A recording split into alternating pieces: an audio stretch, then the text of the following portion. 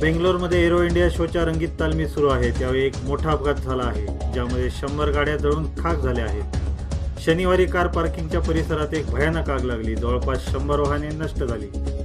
यापूर्वी arrow India show दरम्यान 2 arrow show विमानांची टक्कर होऊन गंभीर अपघात झाला होता। त्यानंतरची ही दुसरी मोठी घटना घडली आहे।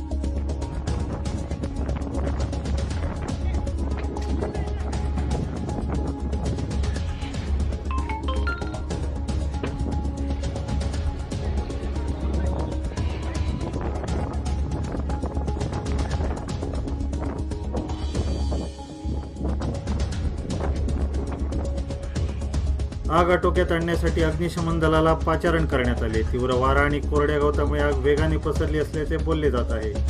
आग लवकरच आटोक्यात आणली जाईल असे अग्निशमन विभागाच्या डीजींनी स्पष्ट केले।